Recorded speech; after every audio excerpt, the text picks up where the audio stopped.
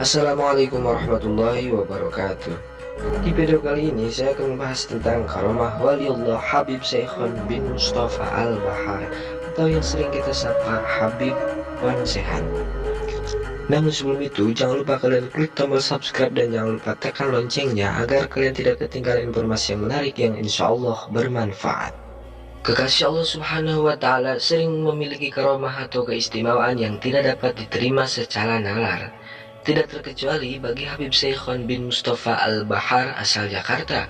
Tingkah lakunya kadang misterius, bahkan penampilannya pun sering nyentrik. Kekasih atau waliullah yang satu ini memang sudah sangat dikenal masyarakat Indonesia, terutama daerah Jakarta. Dia memiliki nama lengkap Habib Syekhon bin Mustafa Al-Bahar, namun sering juga kita kenal dengan nama Wan Sehan. Tingkah lakunya sulit ditebak, tidak seperti biasanya para ulama atau para habaib. Habib Wan Sehan sangat susah dicari, karena sering berpindah-pindah tempat dengan cepat. Bahkan Habib Umar bin Hafid, salah satu ulama dari Yaman, terkadang di sela asyiknya mengajar santri di Tarim, Yaman, sering berkata, "Kita kedatangan seorang waliullah, Wan Syekhon, tapi tidak terlihat oleh para jamaah." Ada beberapa karomah Habib Syekhon, inilah diantaranya. 1. Mampu berpindah tempat dengan cepat. Suatu ketika, sebut saja si A bersama jamaah mau berangkat ke acara Maulid Nabi Muhammad SAW. Lalu sambil lewat menyapa sang Habib Syekhon, "Habib, ayo kita ke Maulidan nanti kemalaman." Maka Habib Syekhon menjawab sambil marah-marah, "Sudah, sana berangkat. Hei Kiai, ente aja duluan, nanti ane nyusul."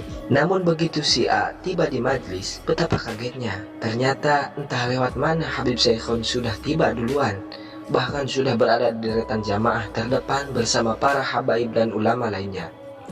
Si A atau si Fulan hanya berkata dalam hati, "Subhanallah," sambil senyum dan tergeleng-geleng kepala. Kemudian sang Habib menyalami para jamaah sambil memeluk dan berkata, "Ahlan wa sahlan. Hehehehe, barokah afwan, ane sampai duluan, ente belakangan. Semuanya ayo mari, tafadhol." Setelah acara doa dan hidangan sudah keluar, keunikan lagi terjadi. Semua hidangan yang ada diacak-acak oleh Habib Syekhon. Semua makanan dicicipi, bahkan yang belum tahu siapa beliau hanya bisa tercengang campur kaget. Si A atau si Fulan sempat memberitahukan kepada jamaah lain agar membiarkan tingkahnya itu, dan para ulama dan habaib yang hadir saat itu hanya bisa tersenyum. Lalu Habib Syekhon berkata, "Qomat kami terdengar sebaik Barakallah insyaallah." 2. Mampu memperlihatkan Ka'bah. Ada suatu kejadian yang lebih mengherankan lagi. Di waktu azan maghrib berkumandang tepat di depan musola, Habib Syekhon membawa gitar dan teriak-teriak di saat jamaah akan melangsungkan sholat maghrib. Maka tentu saja hal ini membuat sang marbot musola marah. Dengan lantangnya, sang marbot itu mencaci maki Habib Syekhon habis-habisan. Tiba-tiba, Habib Syekhon menjepit leher marbot tersebut dan dibenamkan ke dalam ketiaknya. Dan tiba-tiba sang marbot itu menangis sambil mengatakan, "Saya lihat Masjidil Haram di Mekah, saya lihat Baitullah dan Ka'bah di Mekah," ucapnya. Akhirnya si marbot tersebut segera meminta maaf kepada Habib Syekhon. Subhanallah. 3. Mendatangkan keberkahan. Ada sebuah rumah dari seorang keluarga miskin. Dia hanya pedagang kecil di siang hari. Tiba-tiba didatangi Habib Syekhon. Tanpa permisi dulu, beliau langsung menyelonong masuk ke rumahnya tanpa minta izin terlebih dahulu. Beliau langsung menyantap makanan yang ada di meja makanan. Akhirnya, sang tuan rumah hanya bisa melongo tanpa berkata apapun. Kemudian setelah selesai menyantap, Habib Syekhon pamit sambil berkata, "Terima kasih ya, Assalamualaikum." Heran dan tak habis pikir, tuan rumah hanya bisa melongo. Subhanallah. Anehnya, tak beberapa lama kemudian si keluarga miskin pedagang kecil itu mendapatkan rezeki yang tak disangka-sangka, dan kini mereka menjadi pedagang besar dan kaya raya. Menurut segelintir orang yang paham artinya, jika seandainya tuan rumah tadi marah-marah dan tak terima, maka tidak akan menjadi orang kaya seperti sekarang ini. Masya Allah. 4. Memberikan keberkahan kepada seorang tukang es cendol di Madrasah Al-Watoniyah. Kisah lain lagi, ada seorang tukang es cendol di Madrasah Al-Watoniyah, Klender, Jakarta Timur. Esnya diambil segelas tanpa permisi, apalagi dibayar. Namun si tukang es hanya geleng-geleng kepala tanpa komentar.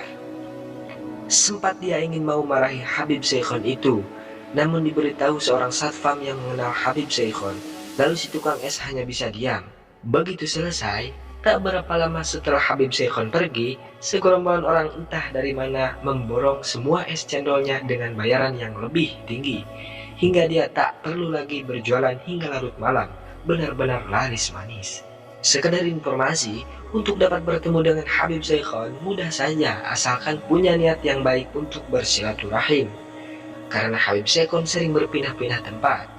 Kadang dia ada di makam ayahnya yaitu di Masjid Baido di Lubang Buaya Jakarta Timur, dan terkadang ada di Gang Nangka Bintara 3. Kalau bertemu Habib Syekhon akan disambut khodam atau zin di depan pintu, dan hanya orang-orang yang soleh dan punya niat yang baik yang dapat berjumpa dengannya.